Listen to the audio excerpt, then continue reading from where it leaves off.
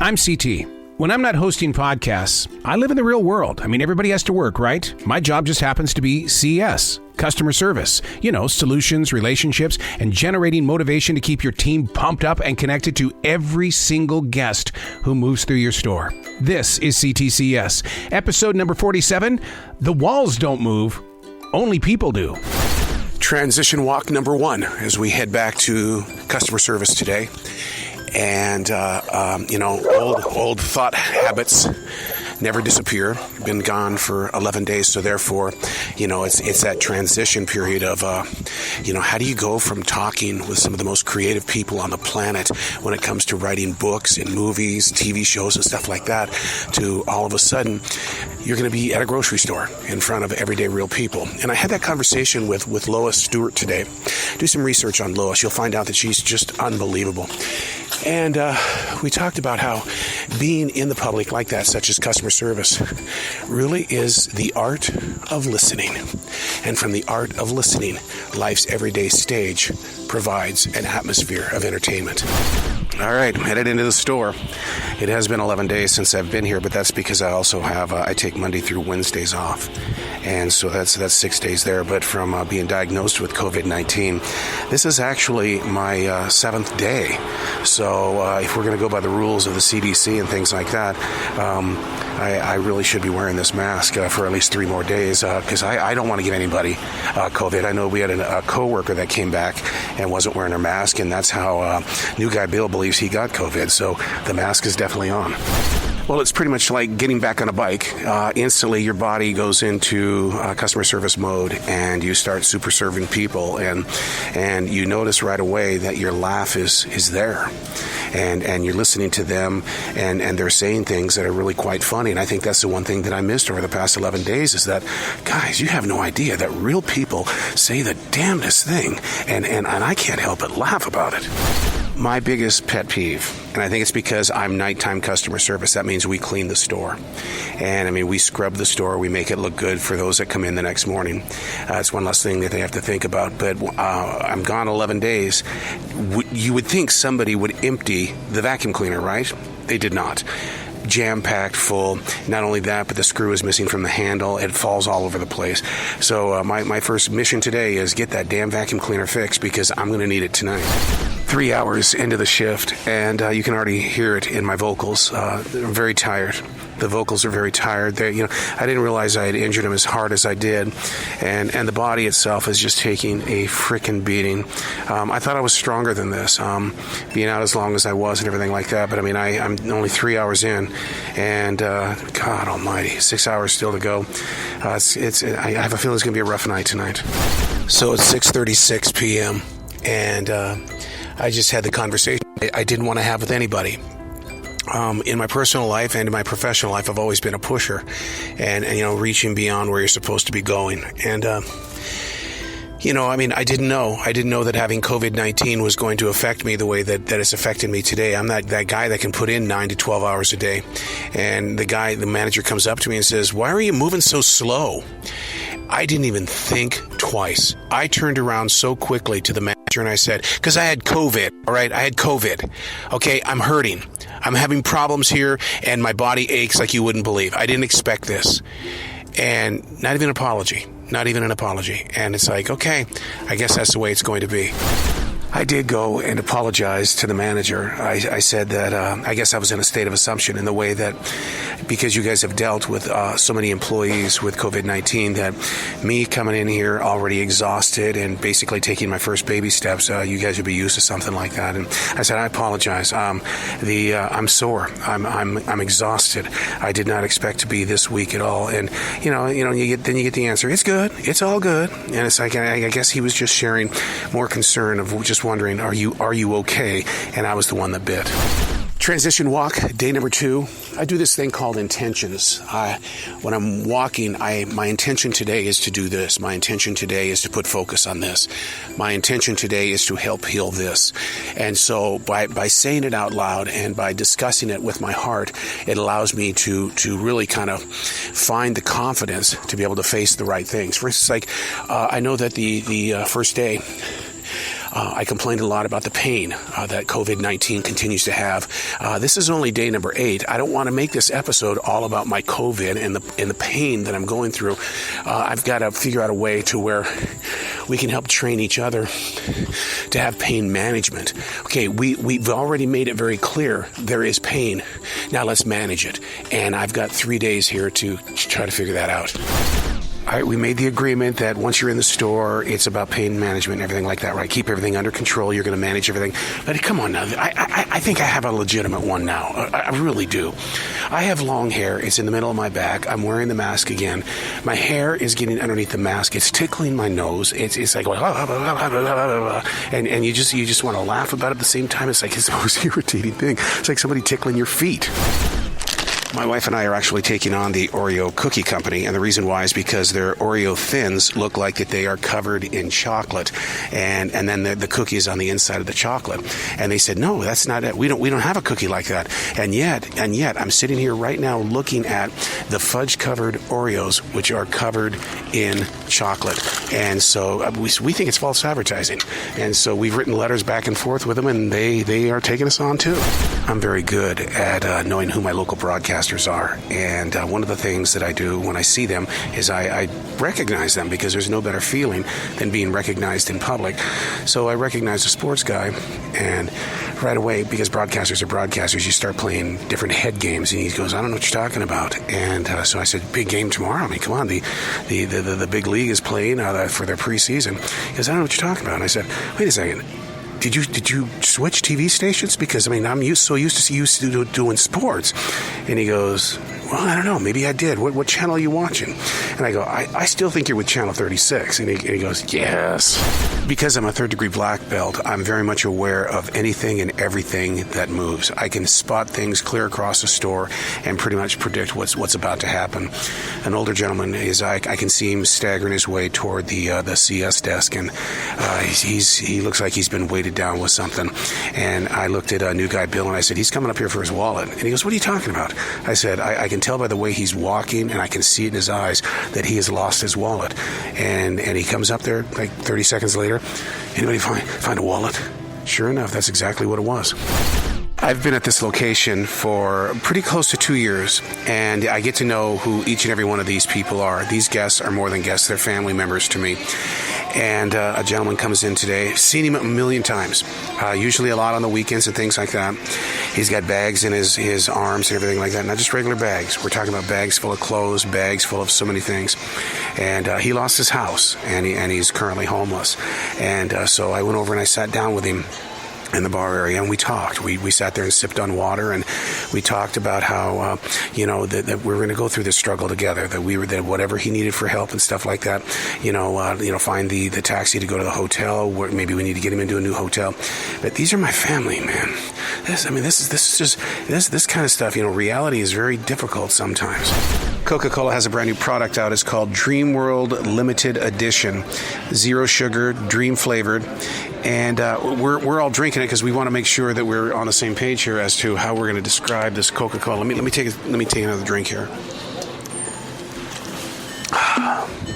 Man, I'm telling you, it tastes like pineapple, mango.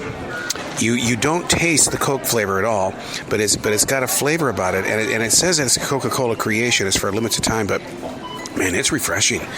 This would go good with some vodka. Word inside the store tonight is that we have a blood moon on the rise. I'm outside at this time, looking for the so-called blood moon on the rise. Oh, there it is right there. Oh, wow. Full moon. Bright orange moon. August.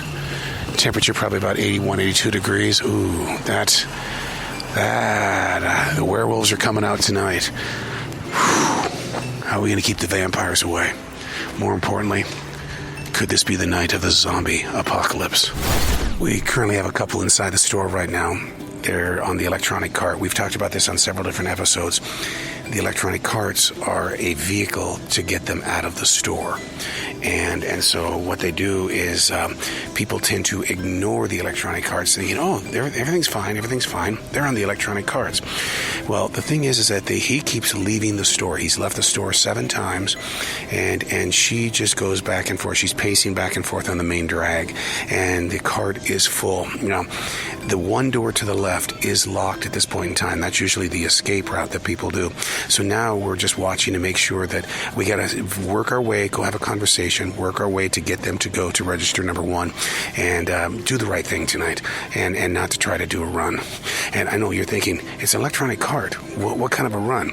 Once again, people think that because you're on an electronic cart, they're nice people, and then all of a sudden, they're gone. Transition walk day number 3. It's a Saturday. I think it's like 78 degrees out here in the forest.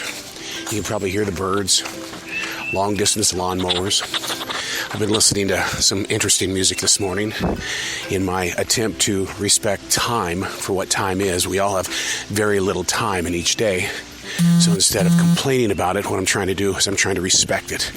But my house has been filled with the music of Air Supply this morning. Yeah, that band.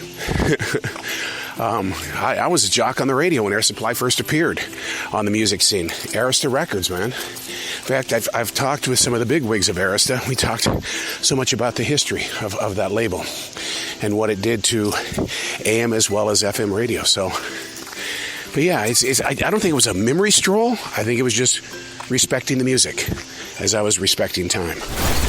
I want you to listen to this. The sounds of the forest. About 11:20 in the morning. Can you hear the waterfall in the background?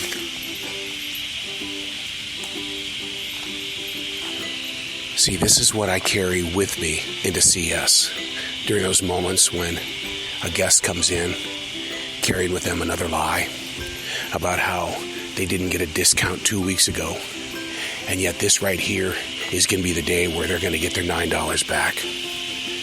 And as much as you're trying to save the money because, you get those bonus checks twice a year on sales, then you got a manager that says, hey, look, just give it to them. I hold on to the sound. This is what gives me peace. When that guest comes in and they've got a basket full of different kind of clothing, soaps, and underarm deodorant, and they just want to steal. Did you hear that car that went by? That's the theft running out the door. Wait a second. Another one. Gone. Okay, we've got the Advil Dual here. We've got the Tylenol Plus. Gator Light, which has got a lot more electrolytes in it. A gum. Oh, I'm sorry. I'm about ready to go into the store. Got my keys. Make sure the door is locked. Important day today. I'm trying to figure out what has the biggest turnover ratio. An NFL team, maybe a prison system. The turnover ratio when things change so quickly and so often. I think a grocery store. And the reason why is because just when you think our team is solid and we're moving forward, there goes another player. There goes another player. Or they bring in players that are coming here to study and become stronger for another store. And so today we're losing a major player. And it's, you sit there and you go, geez, what's next? The first theft of the day is we have these little 4-packs of wine, little bottles, maybe 5 or 6 ounces of wine or whatever inside them. And just constantly, somebody will come by, they'll grab a couple of bottles and chug them immediately, and then just leave the little things there. And it's like, I just want to catch that person just one time, just to see who you are, that you would come in and grab a couple of swigs, just like that, and leave 2 bottles still in. Why don't you just finish them off? Take them all 4 in. One of these days, I'm going to get a great smile out of this guy. He stands about 6'4", and always in a grumpy mood. And I'll go up to him and say, "Hey, how's your day? I don't have time for you. Hey, are you looking for anything? I told you I don't have any time for you." And so, this has been going on now for almost 2 years. And so, but one day I just want to catch him off his guard and get him on that, where I just go, dude, I'm so glad you're in the store, and see what his reaction is. But right now, and in fact, just 2 seconds ago, and it takes you down immediately. But I go, man, I said, you trying out some new milk? I don't have time for you. I tell you that every time I come in here. I don't have time for you. I know that I promised that I wasn't going to talk about, the COVID-19, but this is actually day number 10 for me. And every bit of the research that I've done has always said that the part that you have to really be careful and watch out for is day number 7 to actually day number 14. And so on the 10th day, my lungs are on fire. I'm here at the store. My lungs are on fire. It's a little bit of difficulty when it comes to breathing. I need to give you an update on the tall gentleman who's always, don't talk to me kind of guy. So he comes up to register number 6, and he always goes to where the young girls are. And then he stands behind them and starts moving around. So you're sitting there watching him left and right to find out if he's going to reach into the till or if he's going to steal something. And so I go over there to make sure that register is protected. And he, as loud as he goes, "Get away from me! I told you to get away from me!"